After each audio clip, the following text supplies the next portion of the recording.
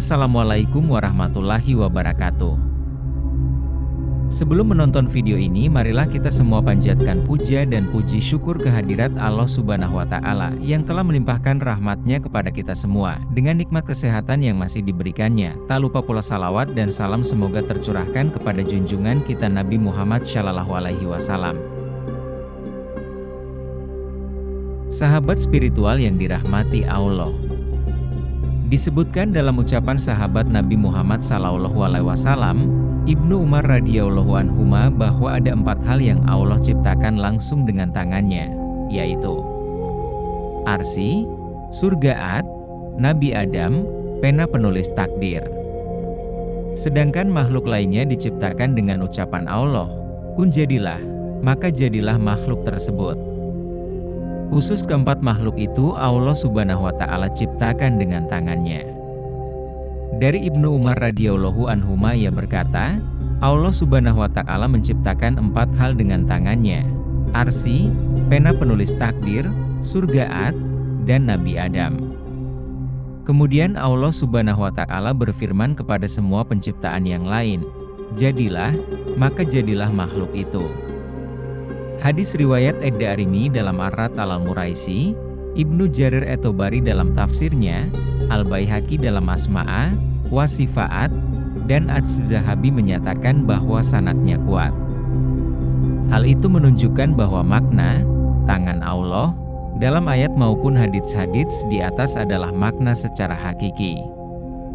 Kita beriman bahwasanya Allah Subhanahu wa Ta'ala memiliki tangan yang sempurna, yang tidak sama dengan tangan makhluk manapun.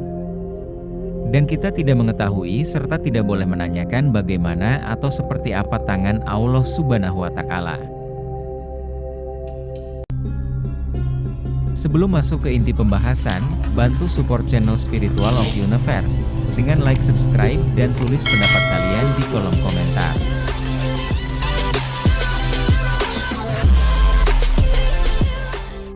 Bismillah, marilah kita bersama-sama menjelajahi petunjuk yang agung ini.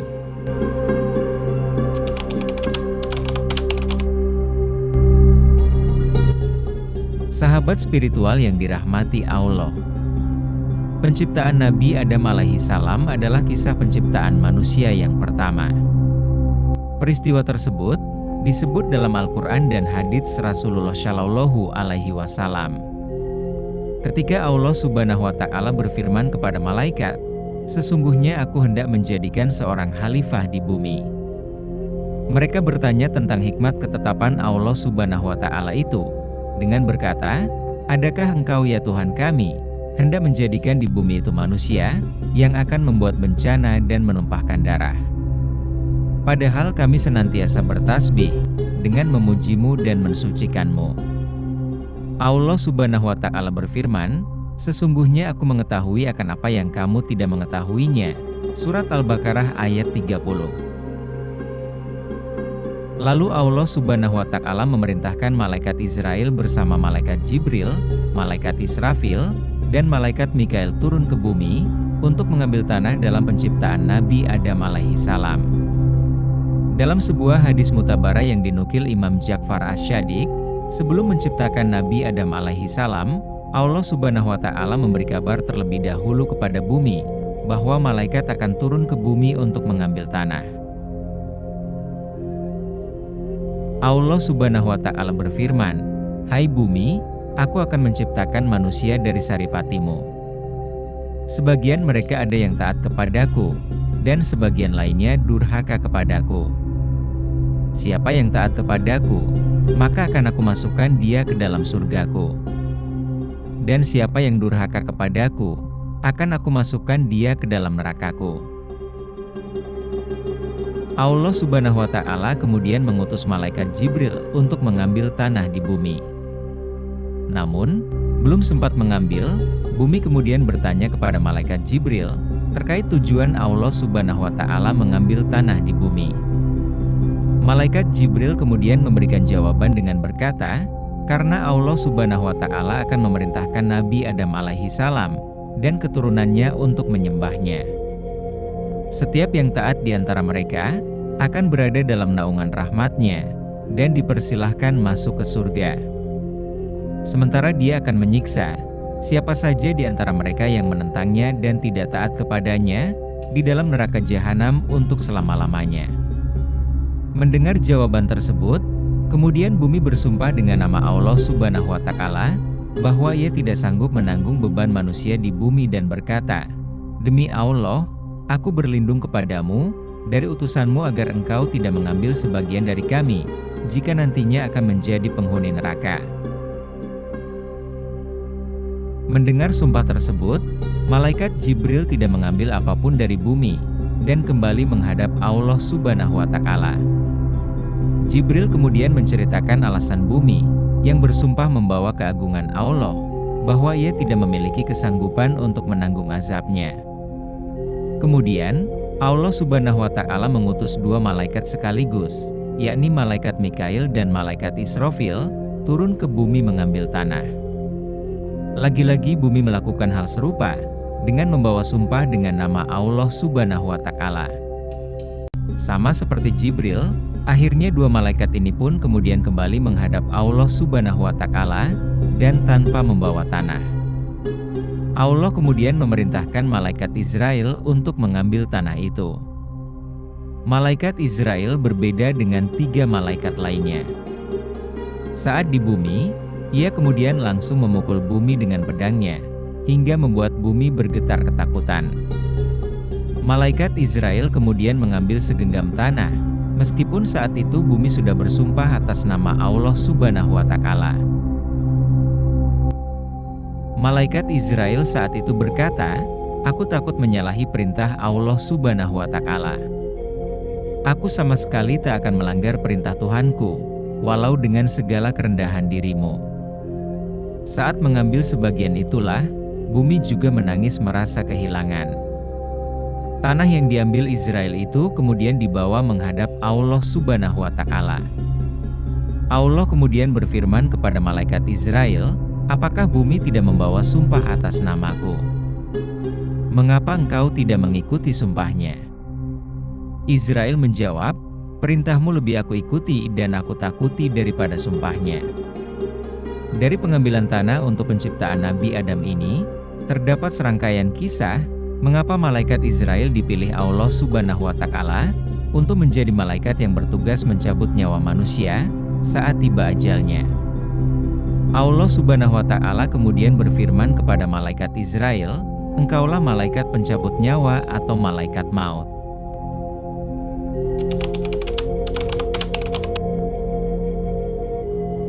Menurut Ibnu Abbas, tanah yang dibuat untuk penciptaan Nabi Adam alaihi salam, tanah bumi dan tanah surga. Tanah tersebut adalah tanah Baitul Maqdis Palestina untuk penciptaan kepala, sebagai tempat kemuliaan, untuk diletakkan otak dan akal. Tanah Bukit Tursina Mesir untuk penciptaan telinga, sebagai tempat mendengar dan menerima nasihat. Tanah Irak untuk penciptaan dahi, sebagai tempat sujud kepada Allah Subhanahu wa Ta'ala. Tanah Aden Yaman untuk penciptaan muka, sebagai tempat berhias dan kecantikan. Tanah Telaga Al-Kautsar untuk penciptaan mata, sebagai tempat menarik perhatian. Tanah Al-Kautsar untuk penciptaan gigi, sebagai tempat memanis-manis. Tanah Ka'bah Makkah untuk penciptaan tangan kanan, sebagai tempat mencari nafkah dan bekerja sama. Tanah Paris Prancis untuk penciptaan tangan kiri, sebagai anggota untuk melakukan istinja. Tanah Khurasan Iran untuk penciptaan perut, sebagai tempat berlapar. Tanah Babylon Irak untuk penciptaan kelamin, sebagai organ seks dan tempat bernafsu, serta godaan syaitan. Tanah Tursina Mesir untuk penciptaan tulang, sebagai peneguh manusia. Tanah India untuk penciptaan kaki, sebagai anggota berdiri dan berjalan. Tanah Firdaus Syurga untuk penciptaan hati, sebagai tempat keyakinan, keimanan, dan kemauan. Tanah Taif Arab Saudi untuk penciptaan lidah, sebagai tempat untuk mengucapkan syahadat, syukur dan doa.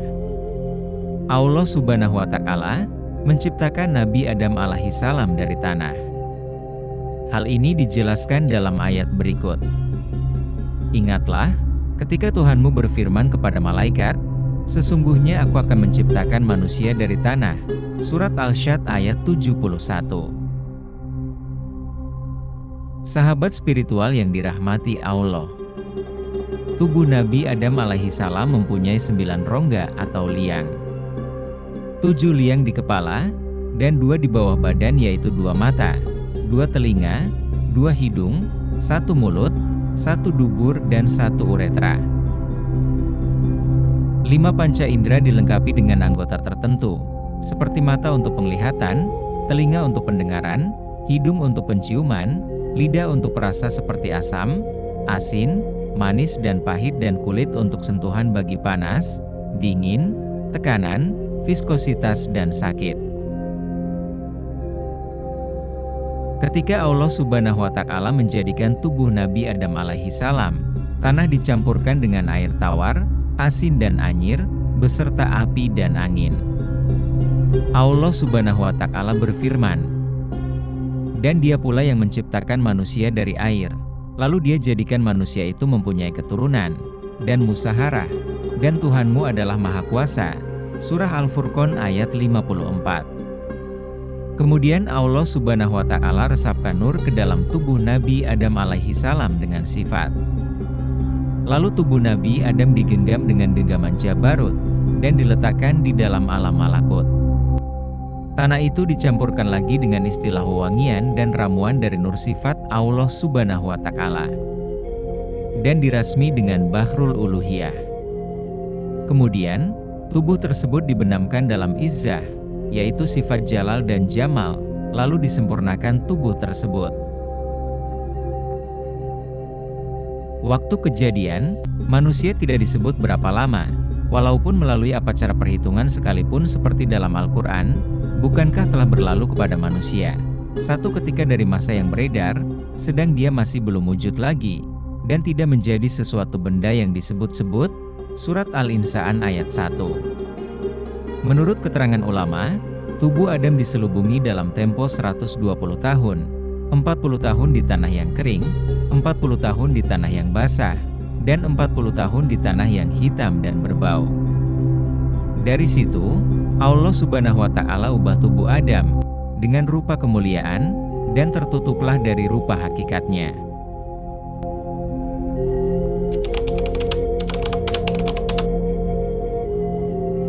Saat tiba waktunya, Allah Subhanahu wa Ta'ala meniupkan ruh ke dalam tubuh Nabi Adam. Allah Subhanahu wa Ta'ala berfirman dalam ayat berikut, "Maka apabila telah kusempurnakan kejadiannya, dan kutiupkan kepadanya ruh ciptaanku, maka hendaklah kamu tersungkur dengan bersujud kepadanya." Surat Al-Syad ayat 72. Ruh diperintah Allah Subhanahu wa Ta'ala untuk memasuki jasad Nabi Adam. Tetapi seperti makhluk lain, ruh juga enggan, malas dan segan, karena jasad yang seperti batu. Dikatakan ruh berlegar-legar, mengelilingi jasad Adam sambil disaksikan malaikat. Kemudian, Allah Subhanahu wa Ta'ala memerintahkan malaikat Israel, memaksa ruh memasuki tubuh tersebut, masuk ke dalam tubuh Adam. Ia memasukkannya ke dalam tubuh, dan ruh secara perlahan-lahan masuk, hingga ke kepalanya yang mengambil masa 200 tahun. Usai ruh Nabi Adam mulai masuk dari kepala, beliau bersin secara tiba-tiba. Kemudian, malaikat mengucapkan syukur alhamdulillah, yang maknanya segala puji bagi Allah. Nabi Adam juga turut mengucapkan alhamdulillah. Hal ini tertuang dalam hadits berikut. Rasulullah Shallallahu alaihi wasallam bersabda, setelah Allah Subhanahu wa Ta'ala meniupkan roh ke dalam jasad Adam, hingga ketika roh itu sampai di kepalanya, Adam pun bersin dan mengucapkan, "Alhamdulillahirabbil alamin, segala puji bagi Allah, Tuhan semesta alam." Allah Tabaraka wa Ta'ala menjawab, "Yarhamukallah, semoga Allah merahmatimu." Hadis Ibnu Hibban. Setelah meresapi ke kepala Adam, maka berfungsilah otak, dan tersusunlah urat saraf dengan sempurna. Lalu, terjadilah mata dan terus terbuka, melihat tubuhnya yang masih keras dan malaikat di sekelilingnya. telinga mulai berfungsi, dan didengarnya kalimah tasbih para malaikat. Apabila ruh tiba ke hidung, lalu ia bersin dan mulutnya juga terbuka. Allah Subhanahu wa Ta'ala mengajarkan kalimah Alhamdulillah, yang merupakan kalimah pertama diucapkan Nabi Adam. Dan Allah Subhanahu wa Ta'ala yang sendiri yang membalasnya. Kemudian, ruh tiba ke dadanya, lalu Adam berkeinginan untuk bangun padahal tubuhnya yang bawah masih keras membatu. Ketika itu ditunjukkan sifat manusia yang terburu-buru.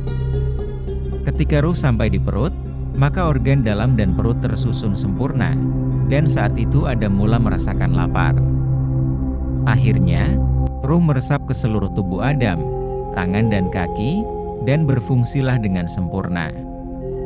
Segala darah daging, tulang, urat saraf dan kulit. Menurut riwayat, kulit Adam amat baik ketika itu, berbanding kulit manusia, dan warnanya masih dapat dilihat di kuku sebagai peringatan kepada keturunan manusia. Ketika ruh Nabi Adam masuk ke matanya, beliau menatap buah-buahan yang terdapat di surga. Usai ruh masuk ke perutnya, Nabi Adam mulai merasakan lapar dan ingin makan.